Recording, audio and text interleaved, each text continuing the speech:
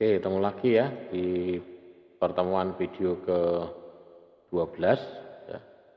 Ada pertemuan video yang ke-12 ini kita akan bahas tentang fundamental security ya, dasar dari security ya. Jadi kalau kemarin sudah bahas tentang fundamental network ya. Nah, pertemuan video ini kita bahas tentang fundamental eh,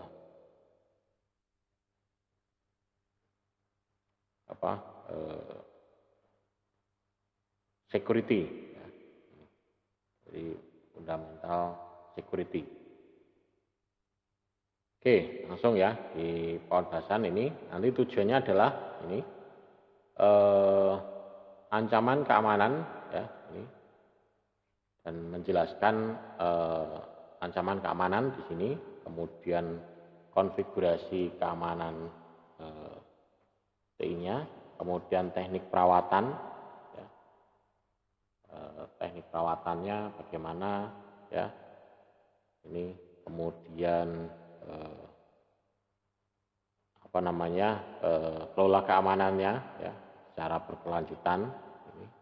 Kemudian yang keempat adalah proses pemecahan masalah untuk keamanan dan menjelaskan cara memecahkan masalah keamanannya secara dasar ya. Oke, kita coba bahas ini satu persatu ya. Yang pertama adalah ancaman keamanan. Jadi ancaman keamanan ini bisa ancaman dari dalam, bisa ancaman dari luar. Ini kalau digambarkan ini komputer dikasih gembok kayak gini ya. Komputer dikasih gembok kayak gini, wis aman gitu ya. Ya, kalau pengen ya komputernya digembok atau di passwordnya dilupakan, nah, itu aman, tapi tidak bisa diakses, gitu. Ya, jadi keamanan itu sebetulnya ya relatif ya, karena keamanan ini bisa dari faktor hardware-nya, dari SDM-nya, dari jaringannya, ya, itu. Kalau dari jaringan sudah aman, ya, tapi SDM-nya tidak aman. Artinya tidak aman itu passwordnya tidak dirahasiakan, passwordnya diinformasikan ke orang-orang yang lain ya sama saja ya. Itu menjadikan data kita tidak aman juga. Ya. Jadi menjadikan ini datanya jadi tidak aman. Jenis keamanan ini perangkat lunak, ini, malware. Ini biasanya dipasang tanpa sepengetahuan pengguna, malware. Ini biasanya masuk dalam, biasanya dikirim dalam bentuk game, email, nah itu, lewat email ya. Dan dia mampu memodifikasi ya browser pengguna, sering mengumpulkan informasi pengguna. Jadi dia mengumpulkan informasi dalam komputer kita. Jadi tugasnya itu malware itu ya kayak ini hanya memata-matai gitu ya. Itu memata-matai. Kemudian ada virus, ya, trojan, kemudian worm. Nah, ini contoh-contoh malware.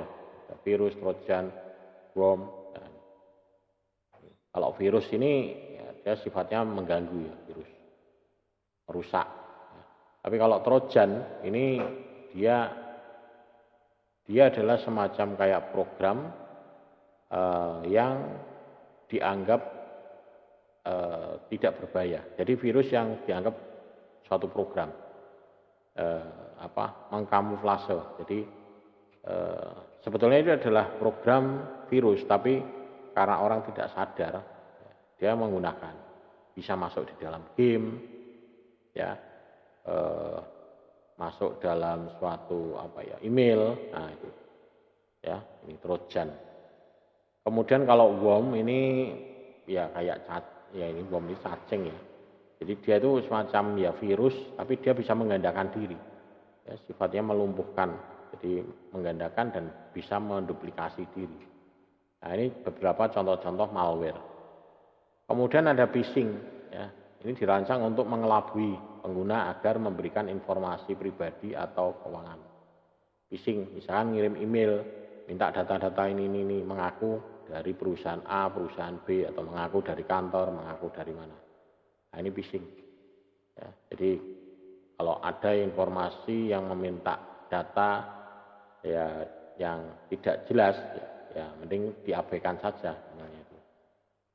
Kemudian spam, ini biasanya masuk di email, ya, di spam. Spam ini ya kadang mungkin ini biasanya kalau dulu itu marketing ya, menawarkan produk, barang. Jadi ya ibaratnya kalau spam itu kalau di tempat kita itu kayak brosur itu ya, digulung sebari brosur gitu, atau mungkin di parkiran itu ya, di kaca-kaca mobil, sepeda motor, kasih brosur-brosur kayak gitu. Nah itu juga salah satu juga itu spam. Nah, coba itu kalau satu, kalau misalkan ada 50 produk nawarkan model seperti itu di parkiran, mungkin kaca mobilnya penuh dengan brosur dan kendaraannya mungkin penuh dengan brosur-brosur. Nah itu sama seperti spam, mengganggu dan membuat tidak nyaman ya. Nah, tapi ini di ini spam ini banyak kan masuknya di email ya. Jadi email yang tidak diminta dan sering digunakan untuk serangan phishing ya, atau untuk mengirimkan malware. Kemudian alat browser web ya, seperti Java ya, Adobe Flash, ini juga dapat membuat komputer lebih rentan terhadap serangan. Browser-browser yang tidak diupdate, nah itu ya. Jadi, kemudian ada juga serangan zero day yang menyebabkan eksploitasi kerentanan perangkat lunak juga ya, serangan virus atau apa ya, kalau yang sekarang itu biasanya ransomware itu ya yang lebihan. Nah ini jenis-jenis keancamannya. Jadi ada TCP/IP threat ya, ini penyerangan yang menggunakan TCP/IP. Di sini ada serangan DOS, denial of service ya, kemudian DNS positioning, ya, ada reply, ada man in the middle, ada spoofing, ada synfloat, ada distribute DOS atau DDoS. Ini serangan-serangan yang menggunakan TCP/IP, ya, menggunakan TCP/IP. Dan ini sangat berbahaya ini. Ya, biasanya ini serangan ini diawali dari sini.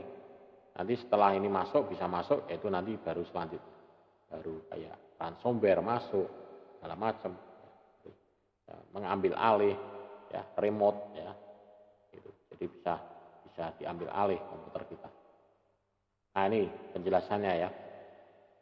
Serangan denial of service, ya, ini mengirimkan lalu lintas dalam jumlah yang besar dan tidak normal. Jadi kayak ping ya, di ping.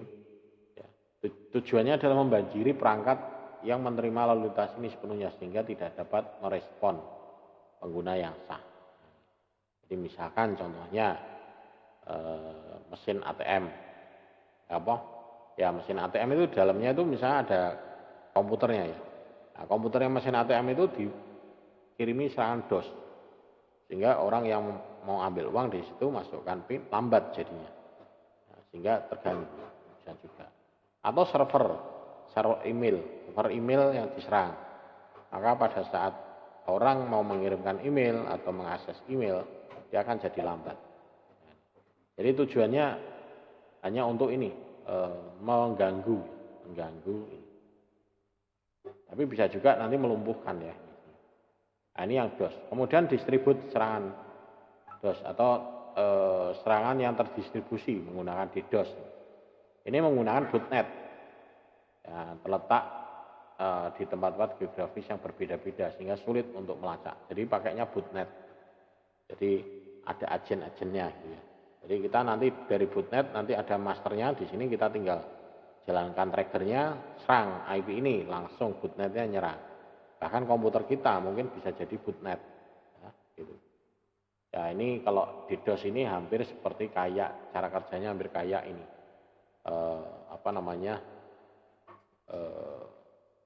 Torrent ya. Torrent atau pokoknya yang sifatnya point to point. Nah, itu kan kalau kita download, hasil downloadnya juga kita sharing lagi. Nah, gitu. Jadi hasil downloadnya kita sharing lagi sehingga kita ngambil tapi juga hasil yang sudah kita ambil download, kalau ada orang yang membutuhkan, tempat kita juga menjadi referensi juga.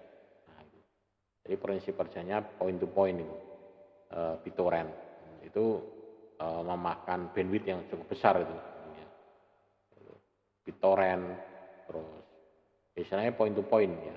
Makanya kadang kalau di Mikrotik itu ada disable P2P, ya, point to point, bisa mematikan, tidak bisa mengakses.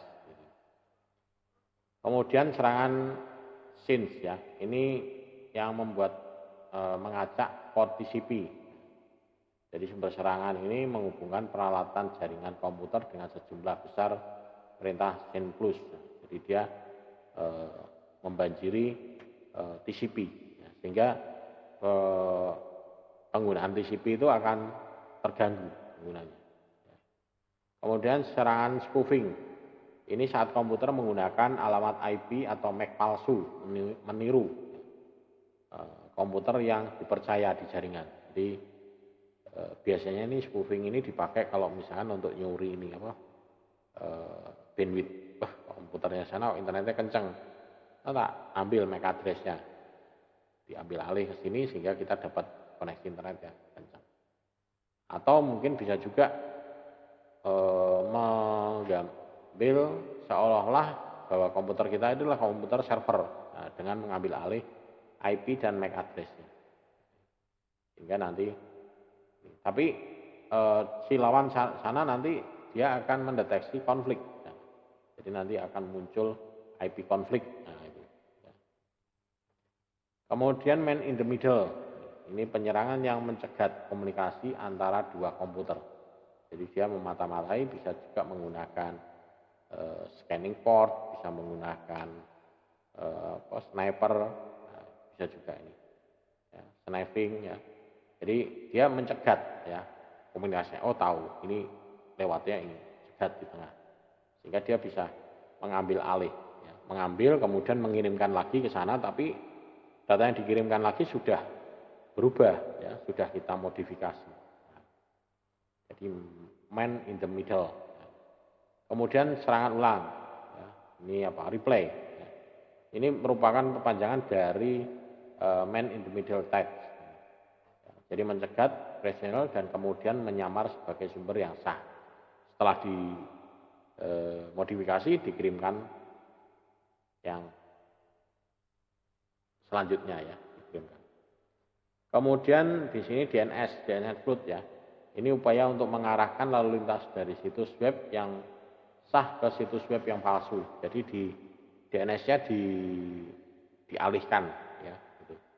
Ya kalau dulu pernah kasusnya BCA itu, kalau BCA itu bukan dialihkan, ya bukan dialihkan tapi membuat web situs yang mirip sama seperti situs tersebut, ya, sehingga dia orang yang tidak menyadari bahwa itu situsnya salah itu login dan passwordnya akun itu akan tertangkap semua.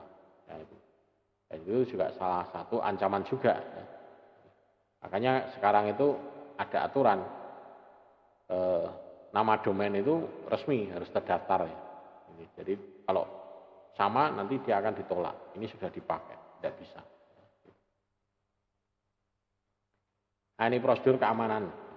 Jadi prosedur keamanan dalam bentuk piramid seperti ini ya. Jadi di sini ada local security policy, ya. Ini yang paling dasar dan dia paling luas ya, karena ini fundamental dasarnya. Jadi local security policy. Di tingkat lokalnya dulu seperti apa. Kemudian tinggal kedua, physical equipment-nya. Ya, kemudian yang ketiganya data protection, yang ke atas baru wireless security. Ya, jadi wireless security-nya, keamanan datanya. Tapi kalau misalkan wireless security-nya kuat, tapi local security policy-nya lemah, ya sama saja. Dia bisa masuk sini. Makanya di sini yang local security policy-nya aman dulu. Local security policy mulai dari hardware-nya, operating system-nya, SDM-nya itu bisa masuk di sini semua. Nah ini kebijakan layanan dari local security policy, mulai dari akunnya bagaimana, buat akun password akunnya. Kalau SDM-nya teledor ya akunnya ngawur ya gampang ya ini gampang bobol. Kemudian local policy ini audit user, audit misalkan yang berhak masuk siapa, log gagal terekam, log berhasil terekam, kemudian Windows firewall-nya ya, kemudian network list ya. Nah ini di bagian lokal security policy ya. Di bagian lokal security policy kebijakan-kebijakannya perlu di ini. Kemudian kebijakan keamanan lokal Windows, jadi keamanan di apa namanya ini kebijakan keamanan ini adalah perangkat tujuan keamanan yang memastikan keamanan jaringan, data, dan sistem komputer dalam suatu organisasi. Jadi ini harus apa namanya memastikan ya. Jadi kebijakan keamanan itu tuh, memastikan. Ya, jadi dia tujuannya adalah memastikan keamanan jaringan, data, sistem komputer dalam satu organisasi. Kita dapat menggunakan alat kebijakan keamanan lokal Windows ini untuk menerapkan kebijakan keamanan pada komputer yang bukan merupakan bagian dari domain direktori aktif. Jadi kita bisa juga menerapkan kebijakan. Tapi kalau kita menerapkan kebijakan lokal, keamanan lokal ini, Windows ini, dan menerapkannya ini, dan dia bukan merupakan bagian dari Active Directory, ya agak ribet memang. Kita nyetingnya satu-satu. Tapi kalau komputernya ini sudah bagian dari Active Directory, kita settingnya hanya di servernya saja. Maka nanti kliennya secara otomatis bisa terkonfigurasi ya untuk keamanannya. Gitu. Jadi menggunakan Active Directory, sehingga settingnya hanya cukup dari servernya saja. Ya. Nanti kliennya akan kena aturan itu, ikut sesuai dengan yang sudah diterapkan di server. Kemudian kebijakan kata sandi ini dapat dikonfigurasi untuk memenuhi berbagai persyaratan. Misalkan riwayat kata sandi, usia maksimal, usia minimal, panjang minimal, dan kompleksitasnya. Jadi kata sandinya maksimal berapa misalkan? Oh maksimal misalkan 3 bulan harus ganti. Itu bisa disetting kalau di server. Tapi kalau di komputer lokal nyetingi satu-satu, ya adminnya ya keju ya nyetingi satu-satu. Ya, mending pakai Active Directory, settingnya cukup di Active Directory, maka misalkan setiap 3 bulan sekali harus diganti password. Dan passwordnya tidak boleh mengandung password yang lama sebanyak misalkan 24 kali. Nah, jadi usia maksimalnya misalkan 24 kali. Jadi kalau mau menggunakan password yang sebelumnya ya berarti password yang ke-25. Nah, itu. Jadi Anda punya password 25, yang ke-25 ini nanti password yang pertama. Nah, itu baru bisa ya, dipakai. Usia maksimal. Usia minimalnya berapa? Jadi minimalnya berapa? Minimalnya misalkan 3 bulan juga. Berarti kita tidak bisa menggunakan password yang lama sebelum melampaui lebih dari 3 bulan. Kemudian panjang minimalnya berapa? Maksimal bisa sampai 255. Masuk minimal dikasih 255 ya, mesake ya. Passwordnya apa itu 255 minimal. Ya minimal kasih 8 lah. Minimal 8. 8 itu udah bagus ya. Atau mungkin minimal 10. Tapi defaultnya minimal itu 8. Kompleksitas, nah ini yang perlu dicegati dari sini juga bisa kompleksitas. Jadi ada huruf besarnya, ada karakter besar, karakter kecil, ada angka, ada simbol, nah, itu. Mengandung itu kompleksitas. Nah, ini sudah cukup kuat ini. Kemudian kebijakan audit ini diaktifkan untuk merekam semua peristiwa log. Nah, audit sukses maupun audit failure ya gagal. Ya, jadi pada saat login sukses dan login gagal itu bisa juga diterapkan. Ini di servernya ya. Jadi di di sheet jaringan juga bisa ya diterapkan itu. Kemudian jabat juga mengekspor ya kebijakan keamanan lokal ini untuk mempermudah memperbarui komputer lain dengan kebijakan keamanan yang sama. Ya. Jadi kita bisa mengimport dan mengekspor. Nah, jadi kebijakan ini, jadi kita bisa setting di satu komputer, ya. Kemudian kita ekspor, kita terapkan di komputer-komputer yang lain. Jadi kita tidak perlu nyeting ulang lagi. Komputer A setting seperti ini. Ini bodoh dengan komputer A, ya sudah. Komputer B setting sama. Komputer C setting sama. Nah, jadi kita tidak perlu membuat ulang satu persatu, ya, gitu. Tidak perlu membuat ulang satu persatu.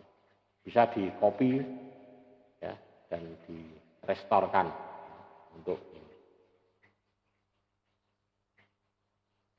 Nah, ini keamanan akses di web, ya. Jadi keamanan akses di web ini misalkan ada start in private browsing. Nah, jadi kalau ini tidak akan kesiman. Jadi kalau di browser itu biasanya ada ya. Ini kalau di browser itu, nah ini contohnya browser lah di sini. Nah di sini ada new private Windows. Nah ini. Jadi kalau di sini kita berarti ini menggunakan private. Jadi lebih secure ya. In private, mengamankan akses web. Jadi menggunakan ini. Kemudian akses web, ini browser juga menyertakan berbagai alat ya yang dapat dimanfaatkan oleh penyerang. Jadi selain sebagian besar browser ini memiliki fitur yang dapat diaktifkan untuk meningkatkan keamanan. Contohnya misalkan ini di IE ya, ini ditingkatkan dengan mengaktifkan filter ActiveX, kemudian blokir pop-up, filter smart screen, kemudian ada private browser tadi itu ya. Jadi bisa kita aktifkan di situ. Ya, misalkan kayak ini ya di sini. Nah, di sini ada namanya ini. Nah, ini juga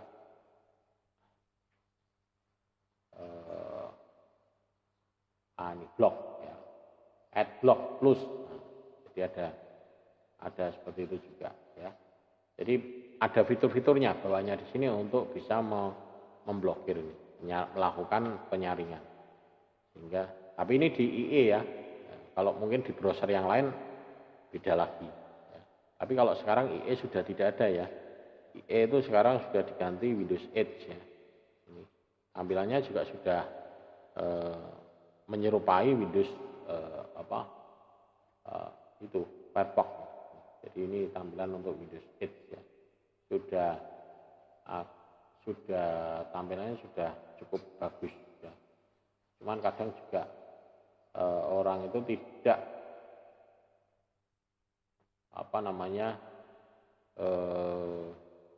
belum percaya menggunakan ini, belum percaya menggunakan Windows 8 ini. Ya.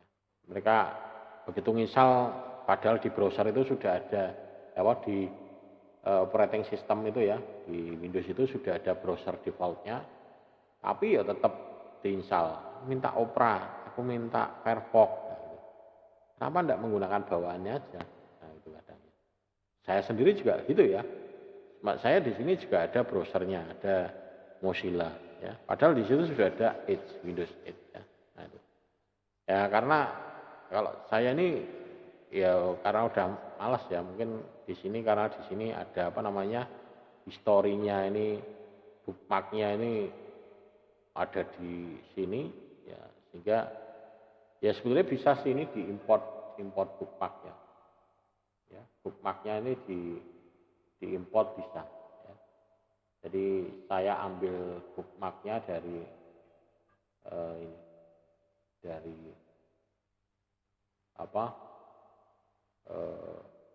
dari Mozilla-nya ya, itu bisa juga diimport. Cuman ya karena belum terbiasa aja ya, belum terbiasa dengan penggunaan ini ya. Jadi kalau belum terbiasa ya dikapak-kapak ke yo anu. Nah ini bookmarknya, importnya dari mana itu ya, import. Ya. Ini. Nah kemudian melindungi data dari ini. Di bawahnya Windows itu ada namanya enskripsi. Nah, ini. Jadi kalau folder maupun file ini bisa dienkripsi, dienkrip file. Nanti simbolnya warnanya gambarnya kuning atau gambar gembok. Ya. Ini kalau di komputer saya, misalkan di sini ya, ini saya besarkan gini. Nah, misalkan ini saya enskrip ya, ini saya enskrip, kemudian enskrip. Nah, ini enskrip hanya file saja. Oke, nah ini. Di sini sudah ada gambar gemboknya ya. Nah, ini gambar gemboknya. Ini kalau sudah di-enskrip seperti ini kalau warnanya kalau dikecilkan warnanya kuning. Kuning enggak? Enggak kelihatan, enggak kuning. Cuman ada gemboknya kalau ini. Kalau Windows 7 atau Windows dia warnanya kuning yang transkrip. Kalau ini bahwa ini dia sudah transkrip ya. Ya kalau transkrip kayak gini dia diakses oleh orang lain tidak bisa kecuali saya memberikan key-nya ya. Dan orang tersebut yang akan mengakses ini dia menginstal key-nya dulu baru bisa. Selama dia tidak menginstal key-nya maka ini tidak akan bisa terbuka. Tapi hati-hati juga ini ya. Karena kalau ini sudah terenkrip OS kita itu kita install ulang, kita tidak bisa langsung bisa membuka file ini ya. Kita harus menginstal enskripnya juga menginstal ini key-nya dulu ya. Jadi hati-hati ya jangan sampai key-nya juga ikut transkrip ya, itu repot ya. Jadi ibaratnya kayak kita punya kotak, kita gembok tapi kuncinya di dalam kotak. Wis ra iso buka ya. Meh buka piye? Kuncine ning jero. Nah, meh buka kotak kuncine ning jero. Ra iso ya. Ini. Jadi hati-hati. Ini enskrip ini tidak bisa dibobol ya. Agak susah ini. Ini hampir sama seperti kayak misalkan enskrip yang terjadi kalau kita kena serangan ransomware. Nah, itu seperti itu. Ya sudah. Itu di enskrip sudah tidak bakalan bisa buka ya. Jadi saya kayak ini nanti akan muncul saya di sini punya key-nya ya. Jadi kalau itu yang tadi itu kalau tidak terinstall itu di sini saya ada key-nya. Mana key-nya? Saya mesti punya key-nya ini. Nah ini key-nya. Nah ini key-nya. Jadi ini key-nya. Key-nya untuk saya bisa membuka komputer saya nih. Jadi ini adalah key-nya. Ya, ini saya buat di Januari 2019. Ya kalau sampai ini hilang, tapi ya tidak di komputer ini, saya simpannya di tempat lain juga di external hard disk. Kalau sampai ini hilang ya sudah, saya punya data itu tadi yang transkrip semuanya itu ya tidak bisa tak apa-apa ya itu. Saya punya data yang sudah transkrip. Dan sampai sekarang saya tidak bisa buka karena kuncinya sudah beda. Karena waktu itu kerusakannya adalah di hardware komputer saya, sehingga di sini tidak bisa terbuka. Mana? Bukan ini. Ya, ini makanya itu agak harus hati-hati ya kalau main menggunakan enskrip itu. Ya, kecuali kalau kita memang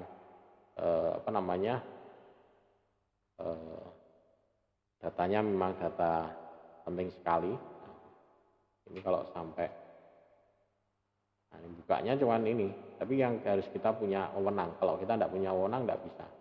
Ini udah hilang. Jadi enskripnya udah hilang. Ini enskrip. Ini mudah, fitur yang paling mudah dan bisa diterapkan. Ya. Jadi misalkan pengen ya ini flash disk di enskrip semua. Ya, flash disknya di enskrip, maka flash disknya hilang. Orang tidak akan bisa buka data kita. Ya paling kita cuma kehilangan flash disk saja, tapi tidak sampai data kita itu bocor, ya, tidak sampai bocor kemana-mana. Kemudian melindungi data, ini melindungi data di komputer ini mencakup beberapa teknik itu. Ini misalkan di perangkat lunak, misalkan Windows firewall-nya. Jadi ini filter lalu lintas antara komputer dan komputer lain yang terhubung, ini juga. Ya. Kemudian keamanan biometrik, dia menggunakan smart card, EPOP, ya, untuk mencegah akses fisik yang tidak sah ke komputer. Ya, misalkan password lah paling aman ya kalau di laptop komputer kita. Passwordnya mungkin double ya, password login Windows sama password BIOS. Password BIOS bisa, Anda masuk di security, kemudian Anda setting, ada dua konfigurasi di situ ya, ada sistem password system sama password satunya lagi password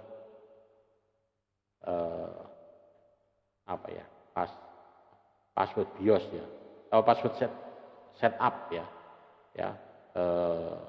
satunya setup, satunya sistem ya.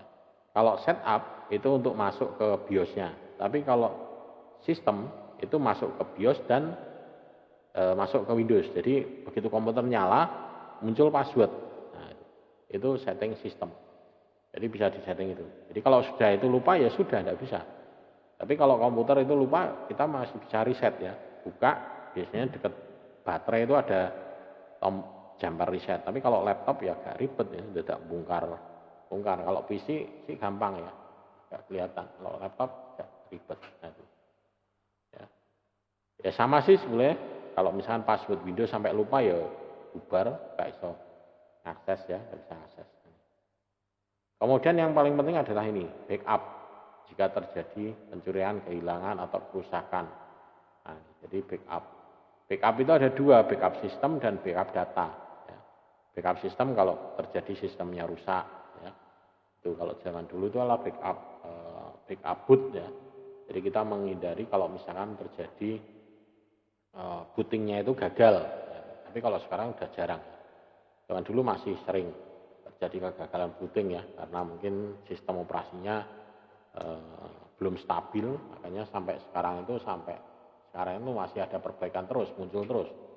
Dulu Windows 95, 311, 95, 98, kemudian 2000, ya, kemudian XP, ME, Millennium, ya, kemudian Windows profesional. Sebelum Windows profesional itu ada apalah gitu. Ada Windows Windows 7 ya. Gitu. Windows 8, Windows 10. Nah, terakhir sekarang Windows 10. Windows 10 aja serinya juga beda-beda ya, Windows 10. Windows 10 yang berapa itu ya. Kalau mau dilihat bisa di historinya. Kemudian izin file, folder enskripsi ini juga perlu ya, izin akses yang dapat digunakan untuk mencegah pengguna yang tidak berwenang melihat atau mengubah data. Jadi izin aksesnya. Kemudian seluruh hard drive dapat dienkripsi menggunakan misalkan Windows BitLock. Ini bisa juga dienkripsi pakai Windows BitLock. Ini bawaannya sudah ada sih, tidak salah. Windows I, Pak ya. Di sini ada masuknya adalah security ya. Network game privasi. Ada ya. Coba back lagi.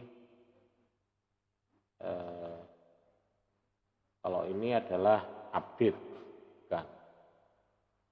Nah, ini security, BitLock. Ada enggak di sini? Open Windows Security. Nah, kalau ini bawahnya di Windows ini sih. Ya, ada firewall. Ya, beda-beda. BitLock ada mestinya. Ya. Windows, troubleshooting. Ya. Dan bisa diaktifkan ini BitLocker ya. Kemudian hardware yang perlu dibuang, terutama hard disk, ini datanya harus dihapus. Jadi dengan perangkat lunak ataupun perangkat degaussing ya. Atau kalau perlu ya dihancurkan ya. Itu. Jadi CD itu atau kalau rusak itu atau kalau piringannya masih bisa dibuka lagi ya datanya. Ya. Bahkan flash disk itu juga hati-hati juga. Flash disk itu bisa direstore, kembalikan isinya ada apa saja, itu bisa dibaca. Ya. Jadi yang sekiranya bisa di restore itu jangan ya istilahnya bolehlah dikopikan tapi dalam batas pantauan kita. Kemudian pelindungan terhadap perangkat lunak ini bisa juga sistem protection. Jadi restore system. Jadi ini kalau misalnya ada kegagalan boot, maka dia bisa melakukan restore system. Dan dia menyimpan besar 4% dari total hard disk kita. Jadi dia ada sistem restore-nya. Jadi sistem restore ini setiap kali boot atau setiap kali log off ya, itu dia akan memperbarui ya, sistem restore point-nya. Istilahnya sistem restore point ya. Windows restore point. Jadi kita bisa biasanya ini terjadi ini kalau misalnya kita habis install, uninstall, update apa, itu nanti dia akan merekam ulang di sini. Jadi direkam ulang. Jadi tujuannya kalau misalkan terjadi kegagalan, kita bisa melakukan rollback ya. Jadi kita bisa melakukan rollback. Jadi kita kembalikan ke kondisi semula ya, gitu. Kemudian perlindungan terhadap perangkat lunak yang berbahaya, misalkan anti malware. Ini misalkan kayak tawarkan McAfee, ya, Symantec, ya, Kaspersky. Nah, ini. Tapi perlu hati-hati juga, karena mungkin kita terlalu protektif, kita menginstal banyak sekali antivirus. McAfee diinstal, Symantec diinstal, Kaspersky diinstal. Yang jadi adalah komputer kita jadi lambat, ya. Ini. Ya, bukannya cepat, bukannya ya memang aman, tapi yang jadi lambat ya. Ini karena masing-masing punya cara sendiri untuk mengamankan ini data program aplikasinya ini. Ya.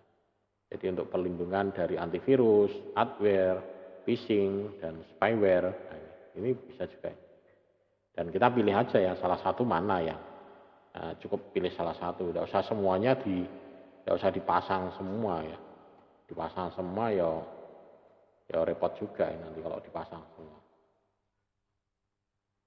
Kemudian selalu ambil file tanda tangan dari situs web production untuk memastikan pembaruan tersebut asli atau tidak dirusak oleh virus. Jadi harus dicek, istilahnya dicek file, istilahnya kalau di downloadan itu ada MD5-nya. Ini sudah sesuai dengan aslinya atau tidak ya, gitu. Jadi kalau tidak sesuai dengan aslinya berarti file ini sudah mengalami perubahan ya, perlu diubah, perlu diantisipasi. Dan jika komputer terinfeksi, ini langkah-langkahnya adalah ini ya. Hapus komputer yang terinfeksi dari jaringan atau matikan, putuskan ya. Pertama putuskan dulu dari jaringan. Ya, jangan sampai virusnya itu menyebar. Kalau virusnya itu sudah sampai menyebar ke komputer lain, jaringan repot sudah. Ya.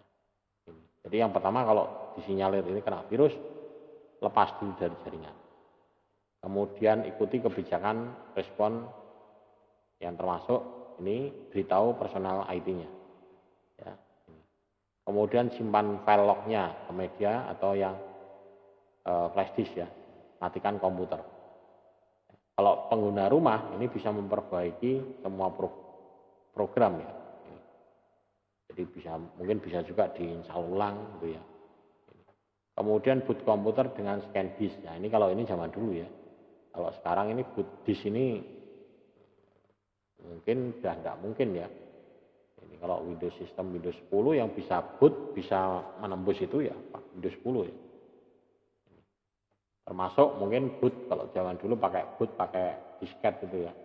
Boot pakai safe mode, kemudian pakai McAfee. McAfee bisa ya membuat boot pakai McAfee-nya. Sehingga bootnya nanti dari disket terus langsung bisa melakukan scan. Tapi itu kalau yang kena adalah master boot record-nya, ya MPR-nya, master boot record-nya. Tapi kalau bukan master boot record-nya ya masih aman. Biasanya di memorinya yang kena juga. Kemudian teknik keamanan juga ini, misalkan di sharing. Sharing ini juga perlu everyone jangan diberikan full control, tapi hanya read only saja. Ya kalau kita mau berikan full control ya pastikan jangan everyone ya, berikan ke user di sini. Berikan ke user siapa yang tahu persis dan itu diberikan. Ya, tapi kalau everyone ini berarti semuanya bisa mengakses. Ini kalau everyone ini biasanya untuk setting master ya master ataupun ataupun driver nah itu ya master atau driver itu masuk ini everyone. Kemudian teknik keamanan ini, semua komputer Windows jaringan ini harus menjadi bagian dari domain atau grup kerja. Ini dijoinkan, ya, paling aman seperti itu, join domain. Ya. Jadi sebelum komputer dapat berbagi sumber daya, mereka harus berbagi nama domain atau grup kerja. Jadi harus dijoinkan dulu, join domain. Ini yang paling aman adalah ini, dan ini yang ada hanya di Windows Server, ya, join domain. Ya. Mungkin ini kalau Anda pernah ikut atau nanti ya, di semester selanjutnya mata kuliah namanya pengelolaan administrasi server, itu nanti di situ kebetulan saya yang ngajar, nanti di situ ada juga cara mengatur join domain nanti bagaimana. Ya, ini. Kemudian memetakan drive lokal atau mapping, ya ini. Jadi menggunakan atau mengakses suatu file folder tertentu atau seluruh drive sistem yang berada dalam jaringan. Jadi map drive, mapping. Ya. Kita bisa map, jadi tidak perlu mengakses ke jaringan terus. Ya. Cukup kita map aja. Oh yang di sharing ini kita map ke drive Z, H, I, J atau yang lain. Pokoknya drive yang masih kosong, ya, gitu. Kemudian tentukan sumber daya mana yang akan di-sharing melalui jaringan internet dan jenis aksesnya. Jadi mau full akses atau read only, ya ini. Ya, ini read only, baca ini read only. Ini pengguna hanya dapat melihat data file dan menjalankan program. Ya boleh ngopi aja. Kalau ini ubah, ini pengguna dapat menambahkan file dan subfolder dan mengubah. Tapi kalau full control, ini mengubah dan mengizinkan dan lainnya. Nah, ini. Jadi settingannya ubah ini hanya bisa ngubah aja, tapi ngapus bisa juga tidak bisa diatur. Tapi kalau full control sudah bisa semuanya, yang namanya full control, kontrol sepenuhnya. Nah, jadi kita perlu antisipasi juga ini untuk memberikan file ataupun folder yang akan dibagikan secara bersama-sama. Ya, terutama kalau misalnya sharing itu bisa dipraktekkan kalau di sharing di Drive ya. Google Drive itu kan ada ya, hanya boleh membaca saja, hanya bisa siapa saja yang memiliki link ini, dia juga sebagai editor yang edit. Nah ini adalah teknik keamanan yang ada di wireless. Jadi pada mode security-nya ini ada pilihan disable, ada WEP, WPA, WPA, WPA2. Yang paling bagus adalah yang ini, WPA, WPA2, yang paling aman. Ya. Jadi di sini ada pengaturannya. Ini di wireless endpoint broadcast router. Ya. Ini kalau mau ditunjukkan itu ya bisa pakai ini. Anda pakai Cisco paket reset ya. Jadi di sini kita tuliskan wireless, nah gitu. Mungkin sini ketikkan wireless ya.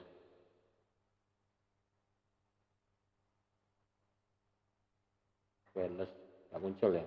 Oh ini. Nah, ini wireless.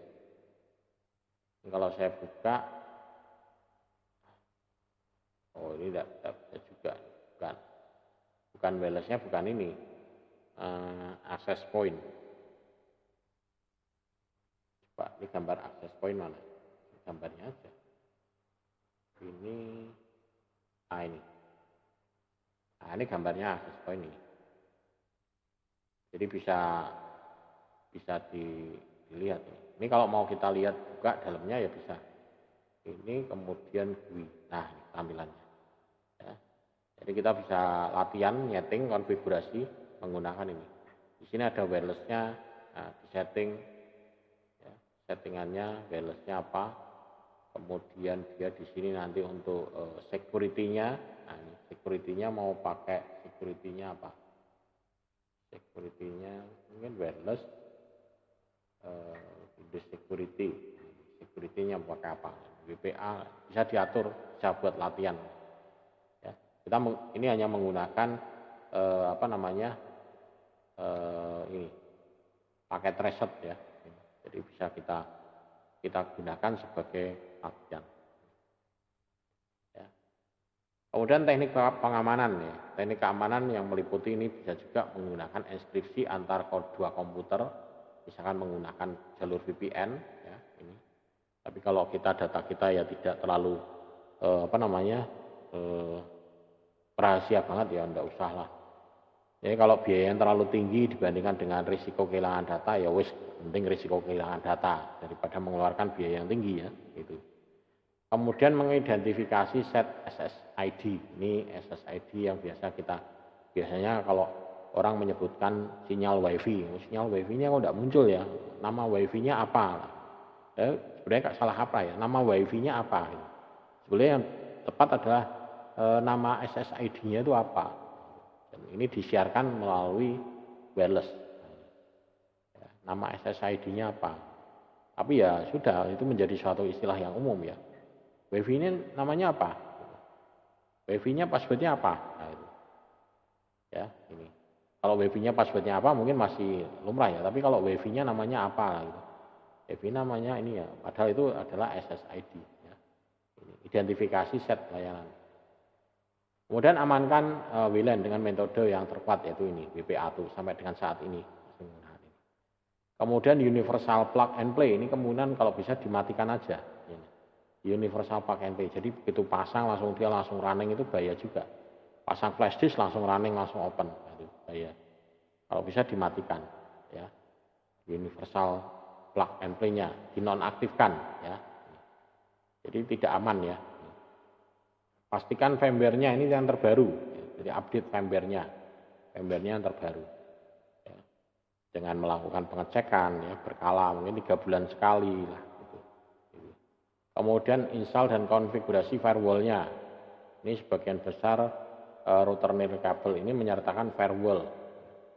Jadi ada firewall-nya.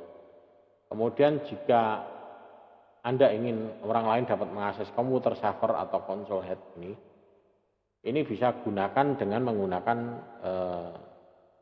komputer ini, settingan DMZ ya. Jadi di modemnya bisa diatur, disetting untuk mode DMZ-nya bisa diarahkan di situ sehingga bisa mengakses langsung ke servernya itu ya, tanpa kita harus membuka port-port yang lain. Ya bisa sih kita membuka port-port itu, tapi risikonya kalau itu sampai ketahuan orang lain bisa jebol. Tapi kalau DMZ-nya sudah buka, kamu mau akses berapa? Ya udah buka. Habis itu selesai tutup lagi. Nah, gitu. Ya, seperti itu. Sehingga supaya tidak disalahgunakan. Dan lagi toh ini juga ada login sama passwordnya DMZ. Ya. Kemudian melindungi peralatan fisik, bisa juga menggunakan finger. Ya, yang di laptop itu ada disediakan finger, password. Handphone kita sekarang sudah untuk bukanya juga menggunakan biometrik ini ya, sidik jari ya. Autentifikasinya sudah menggunakan sidik jari. Nah, ini yang paling aman adalah ini, tidak bisa dipalsukan ya. Kemudian melindungi peralatan fisik ya. Ini teknik umumnya adalah simpan perangkat jaringan di lemari yang terkunci. Jadi peralatan jaringan misalnya kayak switch hub, pokoknya sesuatu yang sifatnya sambungan-sambungan itu, switch hub, router, semuanya itu disimpan dalam lemari yang terkunci atau misalkan dalam ruangan yang terkunci. Ya. Kemudian pertimbangan pengaturan kata sandi di BIOS atau di UEFI ini juga. Di BIOS ini ada, tadi sudah saya utarakan ya, ada password security, ada password system dan password setup. Nah, jadi bisa digunakan itu. Nonaktifkan auto run dan auto play.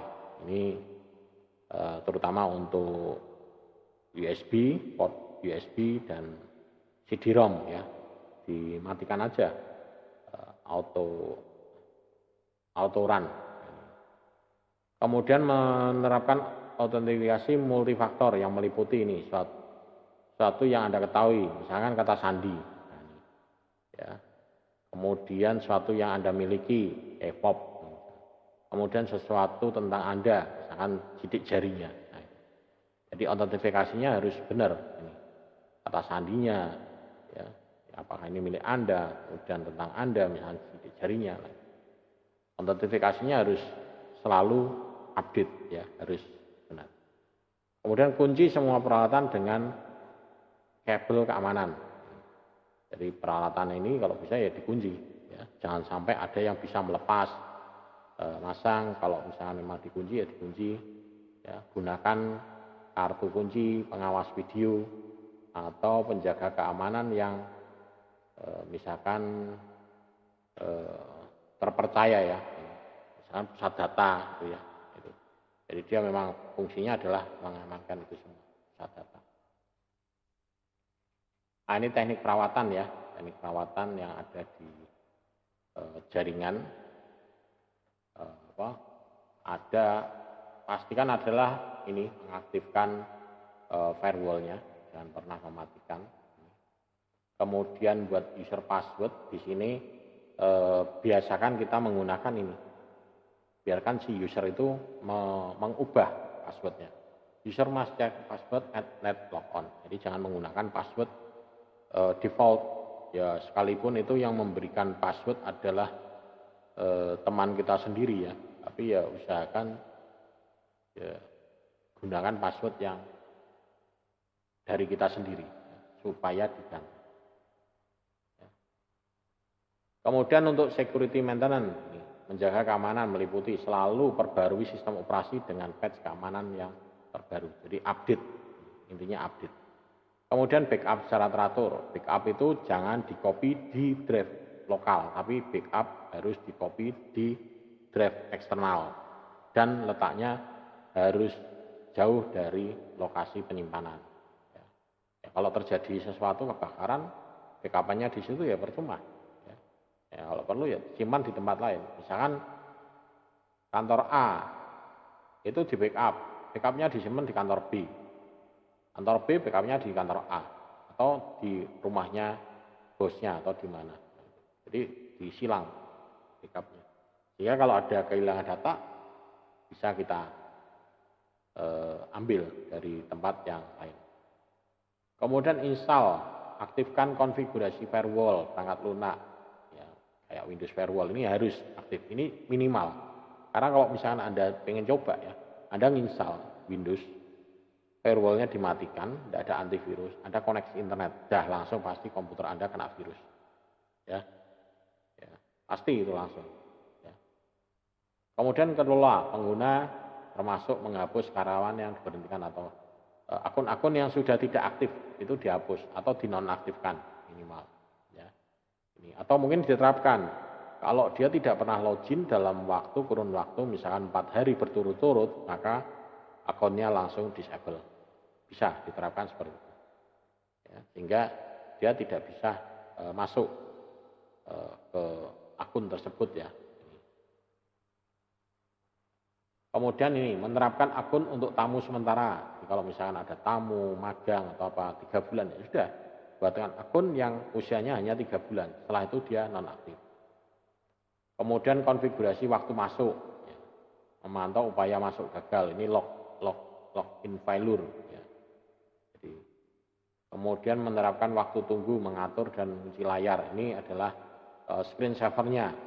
Ya, jadi kalau misalkan kita tinggal dalam beberapa menit, itu sebisa mungkin layar ini akan nutup. Nanti kalau buka, dia minta password. Nah, seperti itu mestinya. Jadi jangan ditinggalkan terbuka gitu terus.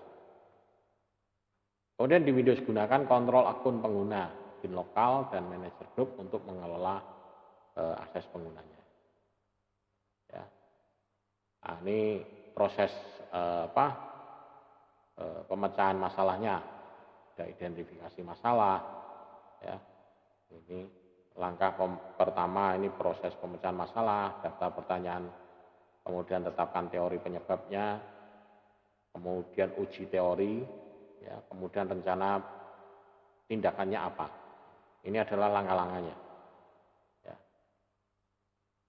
Kemudian verifikasi sistem dengan lengkap, ini dari tindakan pencegahan tadi. Ya. Kemudian yang terakhir adalah dokumentasi. Ya. Jadi dokumentasi mungkin bisa dipakai untuk referensi di masa mendatang kalau misalkan kasusnya adalah kasus yang sama, ya. Terjadi kasus-kasus yang sama. Kemudian masalah umum dan solusi keamanan. Ini biasanya adalah seorang pengguna menerima ribuan email sampah setiap hari. Ini berarti spam. Titik akses nirkabel menipu ditemukan di jaringan. Ada ini. Kemudian flash drive pengguna menginfeksi komputer.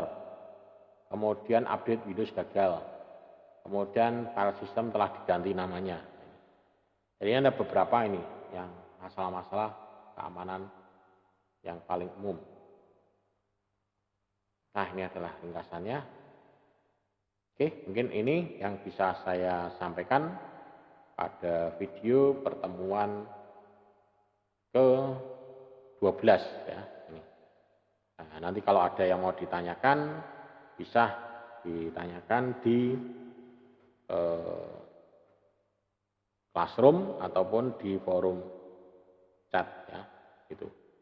Mungkin itu, kurang lebihnya mohon maaf kalau ada kesalahan dalam hal penyampaian. Terima kasih, sampai ketemu di